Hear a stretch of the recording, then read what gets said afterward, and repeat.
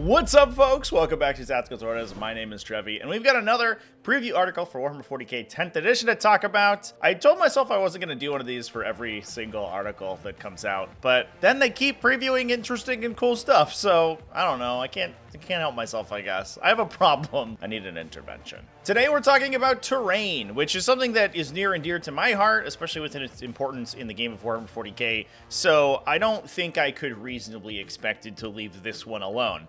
Terrain oftentimes is the most important thing in a game of 40k.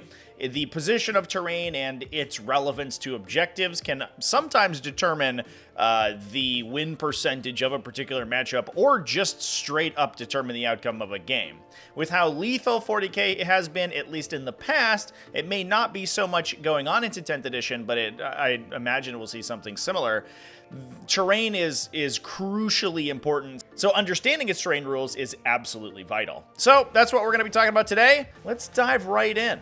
So the article in question here discusses a lot about the new terrain rules, especially the new benefits of cover. So before we dive into the remainder of these mechanics as they pertain to each individual style of terrain, the benefit of cover system has been dramatically simplified. We no longer have multiple styles of cover. There's no longer light, heavy, and dense cover. Thank goodness, honestly. The implementation of dense cover was interesting, but a little bit idiosyncratic, and it did do well to alleviate some of the alpha strikes, the ranged alpha strikes that could potentially happen, but it required very judicious use, and not every system used it equally. It also had a height requirement on it, which was really weird and kind of dumb, and those are all going the way of the dodo. Now, another thing that I should mention as well before we dive too far into the individual terrain mechanics is that each style of terrain now simply has a preset number of rules associated with it. So unlike the system that we have currently in 9th, where the TO or players will assign a set of keywords to a terrain feature before the game begins, every terrain feature will have the same mechanics regardless of where you're playing or who you're playing with. In 9th edition, the intention was that people could build out their terrain collections with whatever keywords they felt appropriate. But at the same time, Games Workshop gave recommendations for keywords that terrain should have. And a lot of places, especially competitive events, in order to keep that consistency, just used whatever Games Workshop recommended. Which, honestly, wasn't the greatest thing ever. Their keywords were a little bit funky. But by the end of the edition, basically every piece of terrain worked the same regardless of where you were playing anyway. So this actually isn't that big of a change. I do miss the terrain keyword system. I just wish that it had been embraced by the community a little bit more heavily. People were a little reticent to manipulate the keywords on their terrain features for the most interesting interactions, and I think that's just a little bit sad. But anyway, talking about 10th edition, terrain now provides the benefit of cover, which has a consistent effect. It gives you +1 to your saving throw, just like light cover in 9th edition, but it can only improve your save characteristic to a 3+. This is a lot of verbiage right here, but what it essentially says is that you can only ever have a 3+ save once the benefits of cover have been added in. At least that, I think, is the intention of what it says. What this may be speaking to us is that saving throws are now never modifiable better than a 2+, because the intention of the rule here is that saves can never be improved to a 2+, but based on the 9th edition system, if you are a 2+ save already, like a Space Marine Terminator, benefiting from light cover, you would have a 1+ save, which would basically mean that the first point of AP that your opponent shoots you with is going to be negated. A 1 still, historically, has always failed a saving throw, which means having a 1+ save doesn't mean you have unfailable saves. But what it does do is make it so that you have additional save that can be negated by armor penetration without actually reducing your likelihood of passing that save.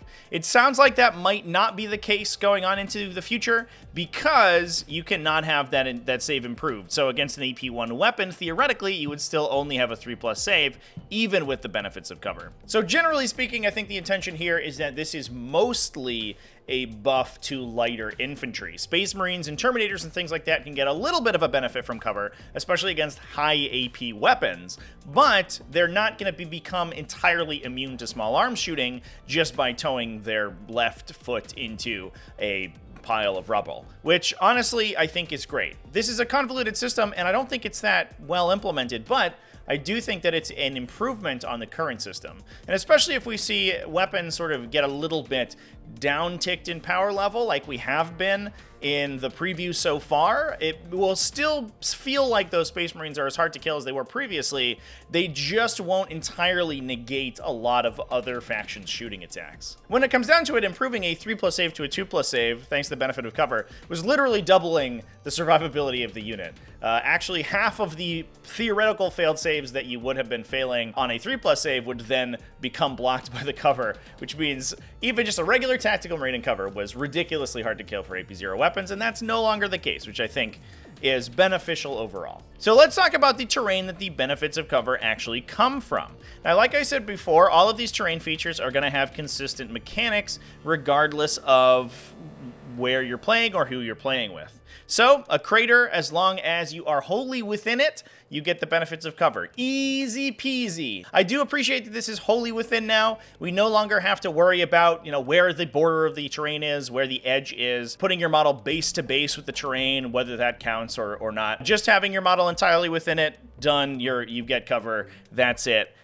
It's a lot harder to get terrain from a model-to-model basis, and there's going to be a lot of situations where your unit can't quite all get into terrain, or only a couple models will be benefiting. Now, the barricade terrain is the next one. These were very rarely used in 9th edition. I think UKTC used low walls for a little bit, which is a similar rule to barricade terrain, and honestly, they've never really worked in 40k, and I don't think that these rules are going to make them more worthwhile. So it gives you the benefit of cover if you are within 3 and not fully visible to the attacking unit. Now, this not fully visible nomenclature is going to come up a lot, and I think I'll talk about that towards the end of the video, because I think it's something that's not covered in this article, but that is maybe even more crucially important than these terrain rules themselves, because drawing line of sight in 40k has always been a contentious issue, and it could be changing in 10th, but we just don't know yet. They have not yet spoiled it. So as long as you're hiding behind the fuel pipe and within 3, then you'll get cover. However, it also has that Aegis defense line effect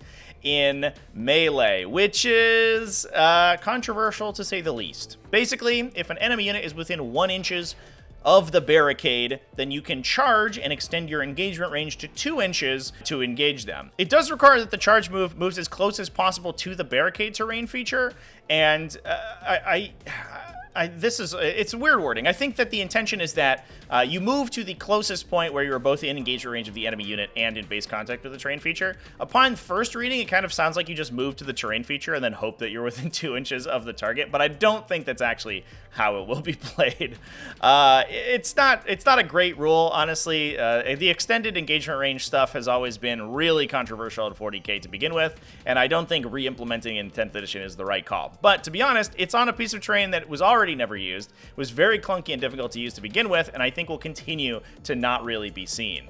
It's nice that it's included in here for people who want to use it, but I don't foresee myself putting fuel pipes on a lot of the terrain features in the future. Now, it is interesting to note that the benefits of cover from craters and barricades so far we've discussed has been specifically for infantry models. That nomenclature where beasts and swarms also get it is gone, which may speak to us that these keywords might be disappearing, or that these terrain features are not intended to give cover to those styles of units. But other terrain features will, and this is a huge change from 9th to 10th edition. Instead of cover basically just being for infantry, especially light cover, where theoretically other stuff could get the benefits of cover, but all terrain features specified only infantry, now different terrain features interact differently with different unit keywords. And we can see that spelled out here in the battlefield debris section. So this is intended to represent, I think, just any kind of scatter terrain. And I appreciate that this has now been codified in the rules. We don't have to discuss whether or not, a tiny box on the table is an obstacle or area terrain or some other thing. You're now free to place those terrain features down and just use the battlefield terrain rules. Now, another thing this article doesn't discuss, which is almost as important as the line of sight drawing for these terrain features, is movement around these terrain features, and whether or not things like battlefield debris will obstruct your movement is yet to be seen. I think we're going to get some future articles on these open questions, and we'll get a more holistic view of the actual terrain rules themselves. But right now, it seems to me like you may be going around these styles of terrain. Or maybe there's a height requirement to leap over them. 2 inches tall you can move over, but 6 inches tall you can't. I don't know. Either way, this battlefield terrain feature gives cover as long as the target model is not fully visible to every model in the attacking unit, full stop, regardless of range. Meaning that essentially, as long as this piece is even a little bit intervening between the attacker and defender, cover is going to be applied. Importantly, that isn't specifically to infantry units, which means that you can be getting cover on things like vehicles and monsters if there is intervening debris terrain. This is similarly seen in the hill rules. I think generally speaking, this is going to be things like enclosed buildings. They do call them sealed structures. Buildings that used to be sort of magic boxed back in 8th edition, where it was breachable terrain you could theoretically move into, but you couldn't actually take the top off to position your models specifically where they were inside the terrain, so you just had to fudge it. Those are most likely going to be treated as hills now. These have an essentially identical wording to the battlefield terrain. I think the difference here, though, is that hills and things like that are intended to be moved up on top of. And this opens up a lot of open questions about how line of sight is going to be traced. If line of sight is traced as it is now, receiving the benefits of cover from something like this that has a flat surface is going to be pretty easy, because there's going to be very few situations where you can't argue that any part of that terrain feature is blocking a part of you from the opponent. And even in this situation where you have intercessors fighting havocs, there's going to be situations where suddenly a tiny piece of this line of sight gets blocked by, I don't know, potentially this little rim right here, and suddenly you can claim cover. I have a sneaking suspicion that is not how it's going to work. It would also mean that standing on top of it basically permanently gives you cover from models standing below you, because any part of you would be obscured by the floor of the building. And again, I'm not entirely sure if that's entirely the intention, but we just have to see what these line of sight rules are. Now, I think the most interesting thing about how line of sight interacts with these mechanics is that all of the terrain features and how you get cover from them use this fully visible or partially visible nomenclature, and that's consistent between every single terrain feature. So in my opinion, I imagine that this is a defined state that a unit is in, where either a portion of their model is obscured or a portion of their base is obscured if we start to move to the boarding action style base-to-base horizontal measurement line of sight drawing, which I would absolutely love. I would be so excited for 10th edition if we move to a boarding action style of line of sight. As I've spoken about in videos in the past, I think it's the biggest and glaring issue with 40k. True line of sight is a blight on the game, and if we moved to a better system, holy crap, would that be great. Now moving on to some of the more esoteric styles of terrain, we have forests. Now previously, these had the difficult terrain and dense cover keywords in basically every format that you played them in. Occasionally, you'd see them listed with the obscuring keyword, and I actually really liked obscuring forests because they have these big areas that you can move through. Meaning that they would block line of sight, but then they would also allow units to pass through, and especially larger units like monsters and vehicles that normally wouldn't be able to. That's no longer going to be the case with the removal of the keyword system. The players and TOs don't have the freedom to create terrain like that anymore. And that's when I say that I wished the community had embraced it a little bit more. That's kind of an example of what I mean. Woods now provide cover to models either within the terrain feature or who are obscured by it. Even if there are open spaces in the forest that line of sight is not blocked through, the forest is still considered to be obscuring and will then provide cover. Importantly, we now see the introduction of some new keywords. Obviously, there's the aircraft keyword that we have in 9th edition, which is getting a little bit, potentially, of a buff. And by a little bit of a buff, I mean an enormous buff. Aircraft might be dumb in this new edition.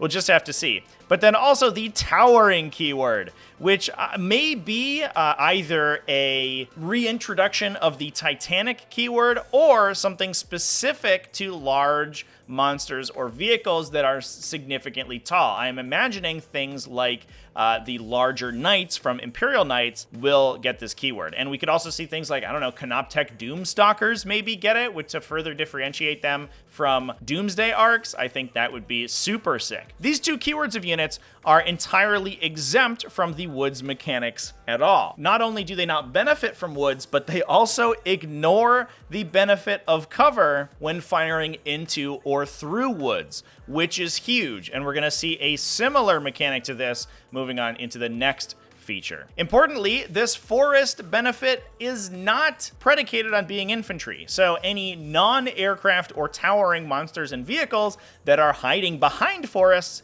will also get the benefit. Even if you have a tank sitting inside trees, that is going to get that +1 to save against non-aircraft, non-towering models, and that's huge. And with that, it's time to talk about the most important terrain feature in all of Warhammer 40k. Probably 90% of all terrain used in the game is this classification, and these are ruins. And ruins have gotten an enormous rework. Now, that's something that should jump out to you so far in this discussion is the entire exemption of the obscuring mechanic from the game. None of these terrain features have been described as obscuring, and that keyword has been removed. However, ruins specifically retain the effect. So it's likely that we're still going to draw true line of sight, but ruins will mechanically block line of sight to models that are not within it from models that are also not within it, just like they do currently. And given that 90% of the obscuring terrain used in 9th edition were ruin terrain, it means that the terrain in the editions is not going to play significantly differently. The significant difference, however, is this footnote here. Ruins completely block visibility of all models with an exception, and that is aircraft and towering. Now, in the current version, aircraft specifically do not benefit from the obscuring keyword, and towering units, which I imagine are going to be the equivalent of current Titanic units, also do benefit from the obscuring keyword. But it looks like in the new edition, they may also ignore that obscuring effect. So as long as you have perforated ruins with openings through them, assuming that that's how line of sight works, to be fair, then aircraft are going to be able to fire through them regardless. Now, this is a huge benefit for something like Knights, where they just got the downside of the obscuring keyword, but no upside. They were able to be fired at, but could not fire back. And that, in a lot of instances, didn't feel entirely right. Your opponent could unload an entire shooting army's worth of firepower into your most expensive units, who were usually not the hardest thing in the game to kill, and you had no recourse to that. And now you may be able to. Now, also, this could be a little bit of funky wording. Because it's in a footnote, it implies that those units get the benefits of ignoring that obscuring effect, but it may be referring to the fact that they simply cannot be obscured themselves, like they can't be in 9th edition, but the implication of the text is that they will also be able to see through ruins with impunity.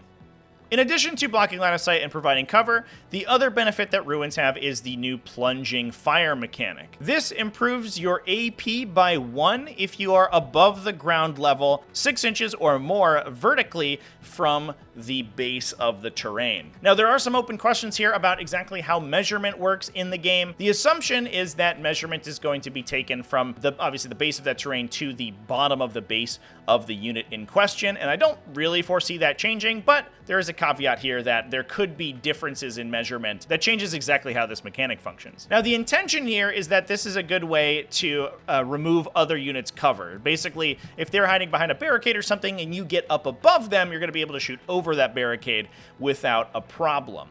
But it is also, I think, just going to be a very powerful mechanic. If you have a Devastator squad standing at the top of buildings, they're going to be able to increase the AP of their weapons to 3 or 4, which in a game where a lot of weapons have had reduced penetration characteristics, that is going to be a huge benefit to you. Basically, being able to give all your heavy weapons the equivalent of a Devastator doctrine is huge. Now, the 6-inch requirement is sort of enormous. I know not many ruins that Games Workshop makes are actually 6 inches between floors. Usually it's 3 to 4 inches, and I think they have a 5-inch vertical measurement for a lot of stuff like heroic interventions and coherency, specifically because of that construction restriction on how they've designed their buildings. 6 inches basically will require units to be 2 levels above the unit that they're trying to attack, which, to be fair, is going to be a little bit tough. Now, speaking personally, I don't super love this mechanic. I've spoken in the past about 40k's ruin rules and the problems with them, and one of the biggest issues with their terrain and ruin mechanics is their use of verticality in the terrain. Verticality in terrain is super cool aesthetically, but when it comes to mechanical play on the table, devolves almost immediately, and especially Warhammer has never been able to implement it in an appropriate way. It's much easier for a smaller scale game. Something like Kill Team can use verticality in interesting ways, but as soon as you have multi-entity units, it really gets difficult to manage in a way that's interesting and doesn't break immediately upon playing. The fact that Plunging Fire now incentivizes three-dimensional play is a little bit distressing to me, and I hope we don't see this as an excuse to dramatically increase the number of floors on buildings and make them, you know, these huge sprawling skyscrapers in order to benefit from Plunging Fire, unless there are big changes in how measurement and movement works for ruins. So assuming that we're still using something like the 9th edition mechanics, I think that's going to devolve the game pretty significantly. There are certainly some mechanics that could change between editions to make this a lot easier. If the model placement rules were cleaned up in a big way where models were only able to stand in areas where their entire base could fit, that would help a ton. Currently, units can sort of hang awkwardly off the edges of things and there's no problems to that, and that creates a lot of annoying sort of Jenga games where your models are trying to balance with their tippy toes on the edge of a windowsill, and that's not great. We could also see easy ways to attack into ruins and other multi-level terrain. Wall screening right now is a big thing in 40k, and I know Games Workshop has been looking for a way to remove that from the game and implement a change that is not super broken mechanically that would prevent wall screening from happening. And we could also see something to make in multi-level engagements easier beyond just vertical engagement range. Building assault mechanics, I think that would make this mechanic a lot more interesting.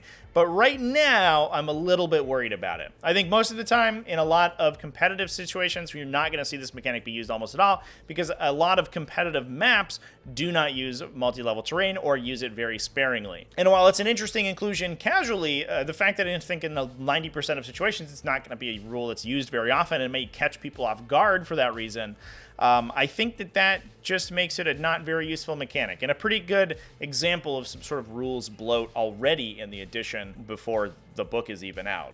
However it works, I am excited for the confirmation that ruin terrain and some terrain at all will have that line of sight blocking mechanic like ruins are said to do here, because I think that was the biggest and most positive inclusion in the transition from 8th to 9th edition. The ability to make terrain useful regardless of its physicality was enormous, and I think made 40k so much more of a playable game. And that's one of the reasons that it is growing exponentially, where you no longer have these situations where a player is playing with suboptimal terrain and gets blown off the table immediately because they had windows in the ruin they were hiding in and were only benefiting from cover and not actually hidden. The obscuring keyword and the implementation of terrain that actually protects your larger units is huge, and I'm glad to see that it's retained. We'll have to see how exactly it interacts with the aircraft and towering units. It might be that those are very good alpha strikers. We just don't know, but I think overall these terrain rules are very interesting. I'm going to withhold final judgment until we see some other mechanics involved, especially how line of sight and visibility is determined, as well as how units move around these terrain features. But overall, I think that they are generally going to be a positive change to the current mechanics of 9th edition 40k. But let me know down in the comment section what you think about it. And big thanks for watching all the way to the end of the video. Big thanks as well to everyone who supports the channel, Big thanks as well to everyone who supports the channel, either over on Patreon at patreon.com/TacticalTortoise, YouTube channel members and Twitch subscribers. All you people are great and I love you. Remember to keep it classy, folks, and have happy wargaming.